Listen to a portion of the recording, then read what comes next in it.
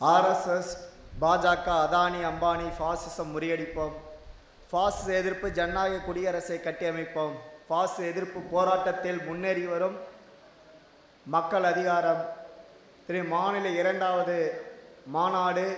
அந்த மாநாட்டில் பாசிச எதிர்ப்பு ஜனநாயக குடியரசை கட்டியமைக்கும் லட்சியத்திற்காக மக்கள் அதிகார அமைப்பு என்பது மக்கள் அதிகார கழகம் என்கின்ற கட்சியாக வளர்ந்து அதற்கான தீர்மானத்தை நிறைவேற்றி அந்த மாநாட்டுடைய 2வது அமர்வாக இந்த மாலை நேரத்தில் நடக்கின்ற இந்த கருத்தரங்கத்திற்கு தலைமை தாங்கி நடத்துகின்ற தோழர் ரவி அவர்களுக்கும் இந்த கருத்தரங்கத்தில் முன்னணி வகிக்க வந்திருக்கின்ற ஜனநாயக சக்தி தோழர்கள், இயக்க தோழர்கள், கட்சி தோழர்கள் அனைவர்களுக்கும் மாலை நேர வணக்கத்தை தெரிவித்துக் கொள்கிறேன். இந்த மக்கள் அதிகாரம் கழகம் இந்த கட்சியினுடைய கொள்கை அறிக்கையை விளக்குவதாக தோழர் மருது விளக்குவதாக இருந்தது. அவர் தவிர்க்க முடியாத காரணத்தால் இங்கே வர முடியவில்லை. இருந்தாலும் தவிர்க்க முடியாத ஒரு சூழலில் இந்த கொள்கை அறிக்கையை சுருக்கமாக இந்த கொள்கை அறிக்கையில் சொல்லப்பட்டிருக்கின்ற ஒரு சில சிறப்பு அம்சங்களை மட்டும் சொல்லலாம் என்று இருக்கிறேன். முக்கியமாக இந்த கொள்கை அறிக்கை என்பது மக்கள் அதிகார கழகத்தினுடைய ஏதோ ஒரு கட்சியினுடைய கொள்கை அறிக்கை மட்டும் கிடையாது. இது அனைத்து உழைக்கும் மக்களுக்கானது. இந்த நாட்டில் பார்ப்பன வர்ண சாதி ஆதிக்கத்துக்கு எதிராக போராடிய பல்வேறான தலைவர்கள் இருக்கிறார்கள், பல்வேறான மரபுகள் இருக்கிறது. பௌத்தம், சமணம், ஆசீர்வாகம், வள்ளலார், வள்ளுவர், ஐயா வைகுண்டர், குருநானக், பூலே, அம்பேத்கர், பெரியார், காரல் மார்க்ஸ் போன்ற தலைவர்களை பின்பற்றுகின்ற அனைவருக்குமான கொள்கை இது, கொள்கை அறிக்கை. இந்த கொள்கை அறிக்கை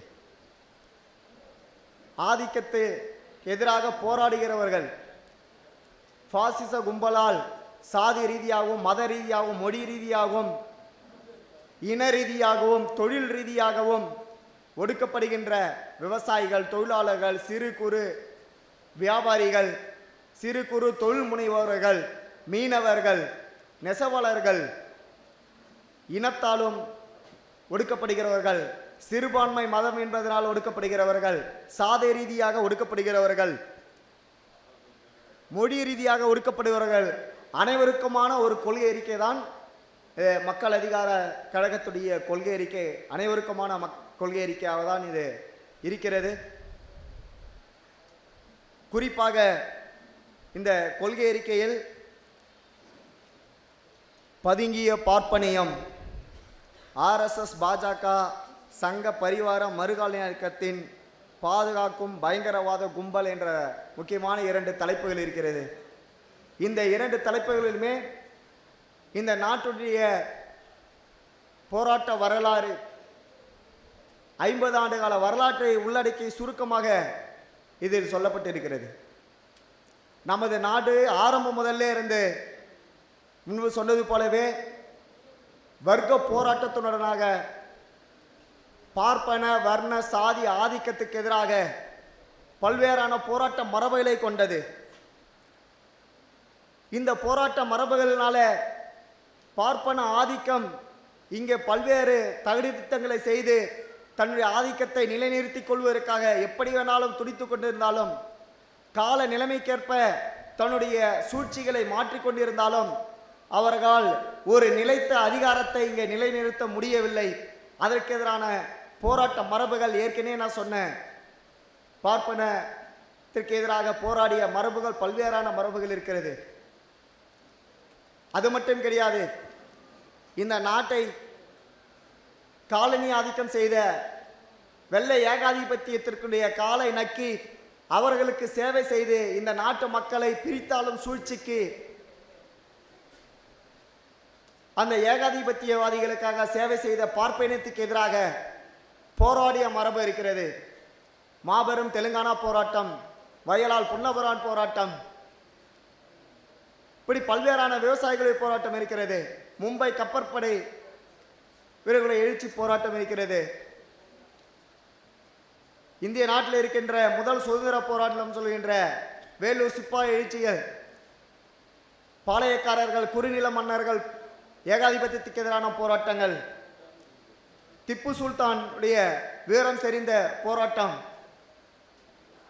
இப்படி பார்ப்பன ஆதிக்கத்துக்கு எதிராகவும் ஏகாதிபத்திய ஒடுக்குமுறைக்கு எதிராகவும் போராடிய மிகப்பெரிய நீண்ட வரலாறு கொண்ட நமது நாடு ஆதிக்கத்திற்கு எதிராக எப்பையும் தலை சிறந்த மக்களுடைய போராட்ட வரலாறையும் தலை சிறந்த தலைவர்களும் உருவாக்கிய வரலாறு தான் நம்முடைய வரலாறு.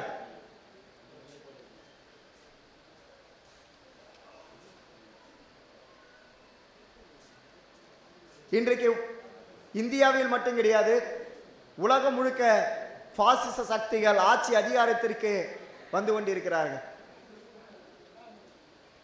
வெள்ளை ஆதிக்கத்துக்கு எதிராக போராடும் பொழுது இங்கே பல்வேறான பகத்சிங் போன்ற இளம் கம்யூனிஸ்ட் இளைஞர்கள் கொதித்தெழுந்து போராடுகிறார்கள். இங்கே பல்வேறான தலைவர்கள் பின்னணியிலே லட்சக்கணக்கான உழைக்கும் மக்கள் போராட்ட தீ பற்றி பரவி கொண்டிருக்கும் போது இந்த நாட்டில் இனி நேரடி காலனி ஆதிக்க முறையை நாம் கையாள முடியாது. ஏன்னா இங்கே ஏகாதிபத்திய எதிர்ப்பு போராட்டத்தின் ஊடாகவே இங்கே சாதி ஆதிக்கத்திற்கு எதிராகவும் மத வேறுபாட்டுக்கு எதிராகவும் போராட்டமும் அதன் கூட இணைந்து நடந்து கொண்டிருக்கிறது. எந்த ஒரு போராட்ட வரலாறையும் நாம் எடுத்துக்கொண்டால் சரிதான்.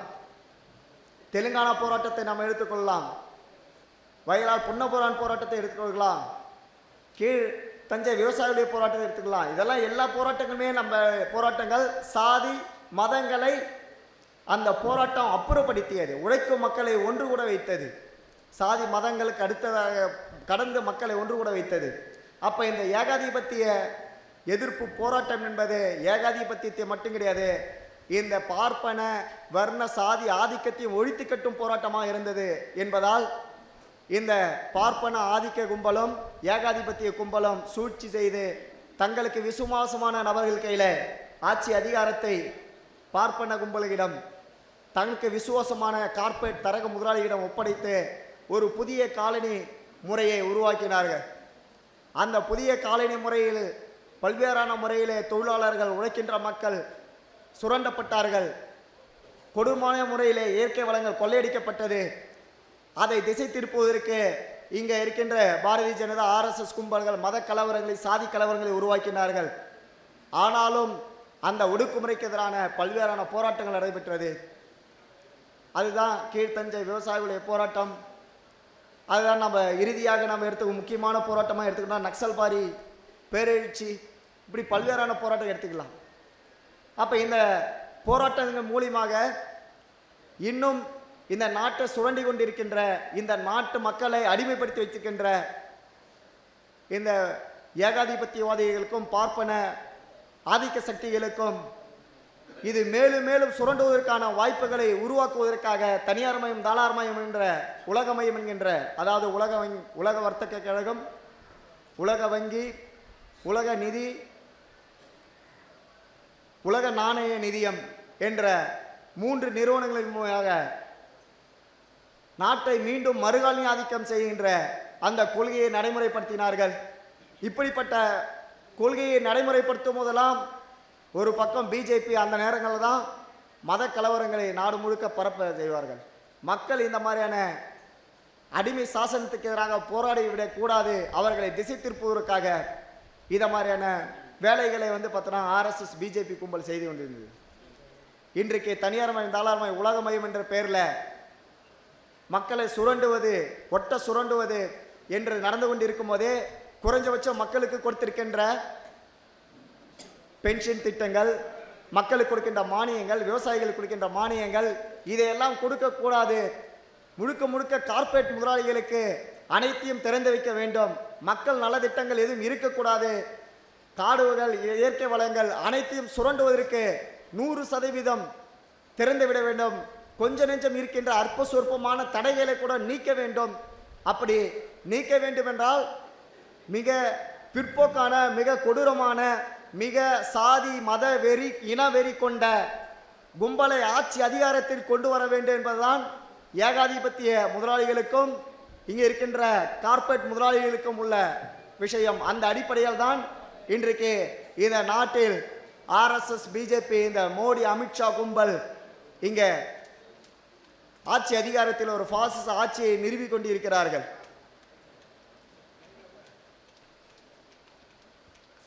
ஆக இந்த பாசிச ஆட்சி என்பது எப்படிப்பட்டது என்றால் வெறும் பார்ப்பன ஆதிக்கத்தை நிலைநிறுத்துவதற்கு மட்டும் கிடையாது. பாசிசம் என்பது சாதி மத ஒடுக்குமுறையையும் கூடவே இங்கே இருக்கின்ற குஜராத்தி பார்ப்பன பனியா மார்வாடி கும்பலை சேர்ந்த அதிலும் குறிப்பாக இருக்கின்ற அதானி அம்பானி போன்ற கார்ப்பரேட் முதலாளிகளுடைய ஆக மோசமான பிற்போக்கான இனவெறி சாதி வெறி கொண்ட இந்த கும்பலின் ஆட்சி அதிகாரத்தை நிலைநிறுத்துவதுதான் பாசிசம். தனக்கான இந்து ராஷ்டிரத்தை அமைப்பதில் இப்படிப்பட்ட மிக பிற்போக்கான கார்ப்பரேட் முதலாளிகளுடைய பாசிச முதலாளிகளுடைய நலன்களும் அடங்கியிருக்கிறது. அந்த அடிப்படையில் தான் ஒரே நாடு, ஒரே கலாச்சாரம், ஒரே பண்பாடு, ஒரே மொழி, ஒரே கட்சி என்ற கொள்கையை, அகண்ட பாரத கொள்கையை இன்னைக்கு ஆர்எஸ்எஸ் சித்தாந்தத்தை கொண்டிருக்கின்ற இந்த பிஜேபி மோடி அமித்ஷா கும்பல் நிறுவுவதற்கு பல்வேறான வகையிலே ஏற்கனவே நமக்கு இருந்த இந்த பாராளுமன்றத்தில் இருந்த அற்ப சொற்பமான உழைக்கும் மக்களுக்காக வழங்கப்பட்டிருக்கின்ற அற்ப சொற்பமான உரிமைகளை எல்லாத்தையும், ஜனநாயகத்தை எல்லாத்தையும் அரித்து செல்லாக்காசாக்கி இன்னைக்கு முழுக்க முழுக்க அதை பாசிச மையமாக ஆக்கி கொண்டிருக்கிறார்கள். இதனுடைய வரலாறை பற்றி இந்த கொள்கை அறிக்கையில் மிக சுருக்கமாக விளக்கப்பட்டிருக்கிறது.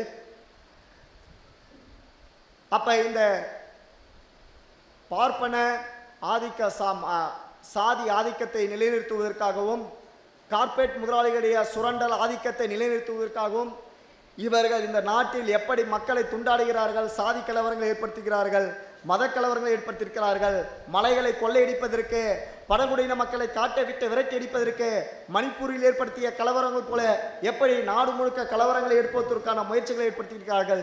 இவர்கள் தன்னுடைய பாசிச ஆட்சியை நிறுவுவதற்காக தங்களுக்கான ஒரு அடித்தளத்தை சட்டமாக, பல்வேறான சட்டமாக இன்னைக்கு கொண்டு வந்திருக்கிறார்கள். புதிய கல்விக் கொள்கை அவர்களுடைய பாசிஸ்டுகளுடைய அடித்தளமாக இருக்கிறது. ஜிஎஸ்டி அவருடைய அடித்தளமாக இருக்கிறது. இப்படி பல்வேறான சட்டங்களை கொண்டு வருகிறார்கள். புதிய விவசாயிகள் புதிய 3 வேளாண் சட்டம், தொழிலாளர்களுடைய சட்டத்திருத்தம் 44 சட்டத்திருத்தங்களை திருத்தி 4 தொகுதிகளாக கொண்டு வந்தது. இப்படி பல்வேறான சட்டங்களை கொண்டு வந்து பாசிச ஆட்சிக்கான அடித்தளங்களை இவர்கள் நிறுவிக் கொண்டிருக்கிறார்கள். இந்தியாவில் பல இடங்களில் பாசிச ஆட்சி நிறுவப்பட்டிருக்கிறது. தமிழ்நாட்டில் நம்ம பார்க்குற மாதிரி பல மாநிலங்கள் கிடையாது. உத்தரப்பிரதேசத்தில் இந்த மாதிரி நிலைமை இருக்கிறதா? இன்னைக்கு இந்தியா முழுக்க தொகுதி மறுவரை செய்வதற்கான இதை கொண்டு வந்திருக்கிறார்கள். அதை எதிர்த்து இங்கே தீர்மானங்கள் போடுகிறோம். ஆனால் காஷ்மீரில் இன்னும் சில மாநிலங்களில் தொகுதி மறுபங்கீடு செய்திருக்கிறார்கள். ஆர்எஸ்எஸ் பிஜேபி கும்பல், பிஜேபி மட்டும்தான் அங்கே ஜெயிக்க முடியும் அப்படின்ற அடிப்படையில் மக்களை துண்டாடி அந்த மறுபங்கீடு இருக்கிறது. இப்படி நம்ம பல விஷயங்களை சொல்லிக்கிட்டே இருக்கலாம். அப்போ அந்த அடிப்படையில் ஆர்எஸ்எஸ் கும்பல், இந்த மோடி அமித்ஷா கும்பல் ஒரு பாசிச ஆட்சியை நிறுவிக் கொண்டிருக்கிறார்கள். அப்போ இந்த கொள்கை அறிக்கை இன்றைக்கு நாடு முழுக்க இந்த பாசிச கும்பலுக்கு எதிராக பல்வேறான இயக்கங்கள், பல்வேறான கட்சிகள் மிக தீவிரமாகவும் பல்வேறான முறைகளிலும் போராடி கொண்டிருக்கிறார்கள். ஆனால் மக்கள் அதிகார கழகம் என்பது இந்த அரசு கட்டமைப்புக்குள்ளேயே இந்த ஆர்எஸ்எஸ் பிஜேபி கும்பலை, ஆர்எஸ்எஸ் பிஜேபி அதானி அம்பானியுடைய பாசிசத்தை முறியடிக்க முடியுமா? கட்டாயம் முடியாது. இந்த அரசு கட்டமைப்பு முழுக்க பாசிச மயமாக்கப்பட்டிருக்கிறது. இந்த அரசு கட்டமைப்புக்கு வெளியே தான் இதுக்கு ஒரு மாற்று அரசு கட்டமைப்பை, அதுதான் நாங்கள் பாசிச எதிர்ப்பு ஜனநாயக குடியரசு என்கின்ற மாற்று கட்டமைப்பை இந்த கொள்கை அறிக்கை சொல்கிறது. இந்த அரசு கட்டமைப்புக்குள் இவர்களை வீழ்த்த முடியாது. இவர்களை தேர்தலில் பிஜேபி தோற்கடிக்க வேண்டியது ஒரு முக்கியமான ஒரு விஷயம், உடனடியாக செய்ய வேண்டிய விஷயம்தான். ஆனால் பிஜேபி தேர்தலில் வீழ்த்திவிட்டால் பாசிசத்தை வீழ்த்தி அர்த்தமாகிவிடுமா? பாசிசத்தை குழி தோண்டி புதைத்து விட முடியுமா? 100 ஆண்டு காலம் அனுபவம் கொண்டவர்கள் அனைத்து கட்சிகள்லையும் RSS பிஜேபி கும்பல் ஊடுருவியிருக்கார்கள். அனைத்து அரசு அதிகார நிறுவனங்களையும் உச்சநீதிமன்ற நீதிபதிகள் வரை முதல் கொண்டு சாதாரண கீழ்நிலை ஊழியர்கள் வரைக்கும் RSS ஊடுருவியிருக்கார்கள். இந்த அளவுக்கு அரசு கட்டமைப்பு இப்படி இருக்கிறது. இன்னும் சொல்ல போனால் இந்த பாசிச ஆட்சியை கொண்டு வருவதற்கு, இந்த பாசிச நிறுவனத்தை நிறுவுவதற்காக முக்கிய மூலதனமாக இருக்கின்ற அதானி அம்பானி போன்ற கார்ப்பரேட் முதலாளிகள், இவர்களுடைய நலனிலிருந்து தான் இந்த பாசிச ஆட்சி நிறுவப்படுகிறது. இப்ப அதானி அம்பானியுடைய சொத்துக்களை பறிமுதல் செய்ய வேண்டும் சொல்லிட்டு மக்கள் அதிகார கழகம் தன்னுடைய கொள்கை அறிக்கையில அறிவித்திருக்கிறது. இதை இந்த அரசியலமைப்பு சட்டத்துக்குள் நம்ம செய்ய முடியுமா? இந்த ஏற்கனவே இருக்கின்ற இந்த அரசு கட்டமைப்புக்குள் நம்ம செய்ய முடியுமா? செய்ய முடியாது. இதை மாதிரி இந்த மாற்று திட்டங்கள் என்ற அடிப்படையில் கல்வித்துறையிலே, பண்பாட்டுத்துறையிலே, பொருளாதாரத்துறையிலே, அயலுறவு கொள்கை துறையிலையும் இதை மாதிரி பல்வேறான முறையை எல்லாத்திலையும் விரிவாக இதில் நாங்கள் மாற்று திட்டங்களை முன்வைத்து கொண்டிருக்கிறோம். இதில் சொல்லப்பட்டிருந்த கொள்கை அறிக்கையில் சொல்லப்பட்டிருந்த இந்த மாற்று திட்டங்கள் இது மட்டும் போதுமானதே கிடையாது. இது நாம் இங்கே தமிழ்நாட்டில் இருக்கிறதுனால தமிழ்நாட்டில் மையப்படுத்தி இங்கே இருக்கின்ற எங்களுடைய 3 ஆண்டு கால போராட்ட அனுபவங்கள், மக்களுடைய போராட்ட அனுபவங்கள், பல்வேறான ஜனநாயக சக்திகள் போராடி கொண்டிருக்கிறார்கள் பாசிசத்துக்கு எதிராக.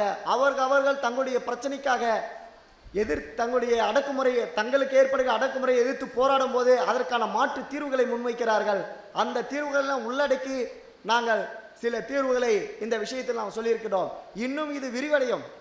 இன்னும் பல்வேறான ஜனநாயக சக்திகள், இன்னும் போராட்டங்கள் அதிகரிக்க பதினாறு ஜனநாயக சக்திகள் இந்த கட்சிக்குள்ள வருவதன் மூலமாகவும், இந்த கட்சி இந்த தமிழ் மாநாட்டில் மட்டும் இல்லாமல் இன்னும் இந்தியா முழுக்க விரிவடைவதன் மூலமாகவும் இன்னும் பல்வேறான கோரிக்கைகளை, மாற்று திட்டங்களை இதில் சேர்க்க வேண்டியிருக்கிறது. இந்த கொள்கை அறிக்கைக்கு நாங்கள் மட்டும் உரிமை கோர முடியாது. இந்த கொள்கை அறிக்கையை நாங்கள் தயாரிக்கும் போது பல்வேறான ஜனநாயக சக்திகள், அறிவுஜீவிகள், பாசிசத்துக்கு எதிராக தொடர்ச்சியாக எழுதுகிறவர்கள், பேசுகிறவர்கள், போராடுகிறவர்கள் பல்வேறுகிட்டையும் பல்வேறான உதவிகளை நாங்கள் வாங்கியிருக்கிறோம். பல்வேறான கருத்துக்களை கேட்டிருக்கின்றோம். அவர்கள் சொல்கின்ற பல்வேறான கருத்துக்கள், அவர்கள் கொடுக்கின்ற பல்வேறு ஆலோசனையின் அடிப்படையில் தான் இந்த கொள்கை அறிக்கை உருவாக்கப்பட்டிருக்கிறது. அப்ப முக்கியமாக இந்த கொள்கை அறிக்கை என்பது ஒரு மாற்று அரசியல் கட்டமைப்பை, இந்த மாற்று அரசியல் கட்டமைப்பு மூலமாக தான் இந்த RSS பிஜேபி கும்பலை வீழ்த்த முடியும், குழி தோண்டி புதைக்க முடியும் என்பதை இந்த கொள்கை அறிக்கை முன்வைக்கிறது. அது மட்டுமல்லாமல் ஒரு கொள்கை அறிக்கை என்பது ஏற்கனவே சில கோட்பாடுகளை முன்வைக்கின்ற அளவில் தான் ஒரு கொள்கை அறிக்கை இருக்கும். ஆனால் இது அனைத்து சாதாரண உழைக்கின்ற மக்கள், ஒரு கடைநிலை ஊழியர் முதற்கொண்டு, ஒரு கூலி தொழிலாளி முதற்கொண்டு அவர்களுக்கு கூட இந்த கொள்கை அறிக்கை படித்தால் எளிமையாக இந்த நாட்டில் என்ன நடந்து கொண்டிருக்கிறது, இந்த நாட்டு மக்கள் எப்படி சுரண்டப்படுகிறார்கள், இந்த நாட்டு மக்கள் எப்படி பார்ப்பன வர்ண சாதி ஆதிக்கத்தால் ஆண்டாண்டு காலமாக ஒடுக்கப்பட்டிருக்கிறார்கள், இதற்கு எதிராக இந்த நாட்டுடைய போராட்ட வரலாறு என்ன என்பதை எளிமையாக புரிந்து கொள்ள முடியும். அப்போ உழைக்கும் மக்களுக்கு பாசிசம்னா என்ன, அதிலிருந்து நம்ம விடுபடுவதற்கு, அதிலிருந்து நம்ம விடுதலை அடைவதற்கு, பாசிசத்தை வீழ்த்துவதற்கான வழி என்ன, இது நம்ம நாட்டில் ஏற்கனவே எப்படி நம்ம நாட்டுடைய போராட்ட மரபு இருக்கிறது என்பதை புரிய வைக்கின்ற அடிப்படையில் இந்த கொள்கை அறிக்கையை நாங்கள் கொண்டு வந்திருக்கின்றோம். அனைவரும் இந்த கொள்கை அறிக்கையை அனைவருக்கும் நாங்கள் கொடுக்கவும் கட்டாயம் இதை நாங்கள் சிறு வெளியீடுகளாக கொண்டு வர இருக்கின்றோம். இந்த கொள்கை அறிக்கையில் சொல்லப்பட்ட சின்ன சின்ன தலைப்புகளை விரிவாக ஒரு ஆய்வு கட்டுரைகளாகவே நாங்கள் வெளியில் கொண்டு வருகின்றோம். அந்த அடிப்படையில் இந்த கொள்கை அறிக்கை என்பது அனைத்து உழைக்கின்ற மக்களுக்கானது. விவசாயிகள், தொழிலாளர்கள், சிறு குறு தொழில் முனைவோர்கள், வியாபாரிகள், மீனவர்கள், நெசவாளர்கள், ஆசிரியர்கள், அரசு ஊழியர்கள், கடைநிலை ஊழியர்கள், சிறுபான்மை மதத்தாலும் சாதி ரீதியாகவும் இன ரீதியாகவும் மொழி ரீதியாகவும் ஒடுக்கப்படுகின்ற அனைத்து மக்களுக்குமான கொள்கை அறிக்கை என்பதை கூறிக்கொண்டு விடைபெறுகிறேன். நன்றி, வணக்கம்.